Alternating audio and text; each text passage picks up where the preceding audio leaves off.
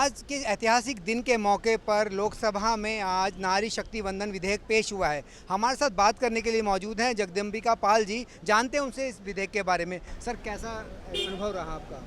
देखिए, आज तो ऐसा क्षण लग रहा है कि जैसे 1927 में जब इस लोकसभा में पहला दिन का सत्र रहा होगा और जो एक लोगों के मन में उल्लास, उत्सव, उमंग था कि अब हमारा देश एक सार्वभौमिक देश होकर के और हम अपना संविधान के अनुसार हमारी सरकार और पार्लियामेंट चल रही है।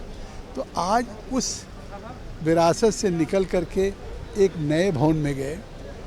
ये एक संयोग है कि आज कांग्रेस पार्टी कह रही है कि हमने कई प्रस्तुत किया था महिला बंधन या महिला आरक्षण विधेयक और हमारा राज्यसभा से पास हो गया, लोकसभा में पेंडिंग है।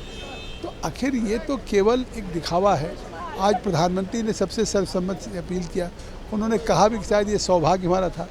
ये मांग तो बड़ी बहुप्रतीक्षित थी, कन्याकुमारी से कश्मीर तक। लेकिन आपने देखा कि प्रधानमंत्री मोदी जी जिस दिन बने, उन्होंने जिस तरह से महिला सशक्तिकरण के लिए उन्होंने प्रधानमंत्री जनधन खाते की बात हो, मुद्रा में 10 लाख रुपया बिना किसी कोलेट्रल के हो, तो ये उनके मन में था कि हम देश की महिलाओं को बराबर की हिस्सेदारी देश की प्रगति में, देश की।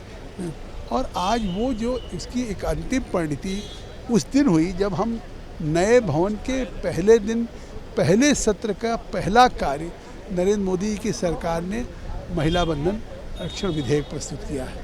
तो ये एक तरह से न केवल एक ऐतिहासिक दिन है कि हम नए भवन में आए हैं नई लोकसभा के, बल्कि उस नई लोकसभा में सबसे पहला एक ऐतिहासिक बिल आया है, जो बिल पूरे देश को, आप कल्पना नहीं कर सकते हैं कि जब 33% लोकसभा में, राज्यसभा, विधानसभा, विधान परिषद जाएंगे तो इतनी बड़ी जब सहभागिता उनकी बढ़ेगी तो देश दुनिया की ना में जिस तरह से ये एक प्रगति करेगा, आत्मनिर्भर होगा और जिस तरह से एक सशक्तिकरण होगा, उसका परिणाम ये होगा कि निश्चित तौर से हम दुनिया के थर्ड इकोनॉमी पे नहीं, सबसे टॉप इकोनॉमी जा सकते हैं।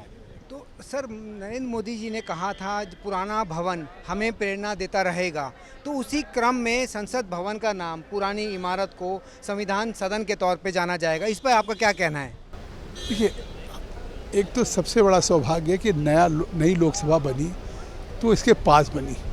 कदाचित अगर ये लोकसभा दूर बनती, लेकिन ये तो हमेशा हमेशा प्रेरणा का स्रोत रहेगा, क्योंकि जब हम इस लोकसभा में भी प्रवेश करेंगे तो ये सीधी सामने वो स्मृतियाँ कि संविधान सभा की बैठक 2 साल 11 महीने इसमें हुई, बड़े ऐतिहासिक निर्णय इसमें लिए गए।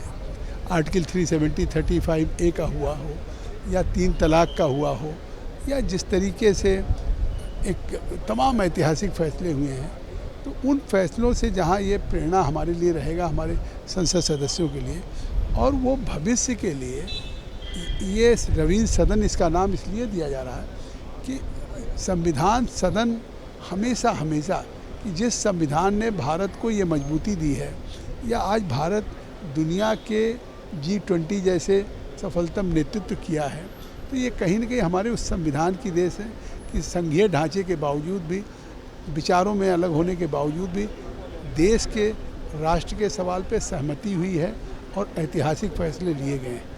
तो ये संविधान सदन को, इसको और एक हेरिटेज की तरह से किया जाएगा। जैसे आज प्रधानमंत्री ने कहा कि अगर हमको चेयरमैन साहब राज्यसभा और स्पीकर साहब इजाज़त देंगे, तो मुझे लगता है कि ऐसी अद्भुत हेरिटेज बनाई जाएगी जो आने वाली पीढ़ियों को प्रेरणा देती रहेगी।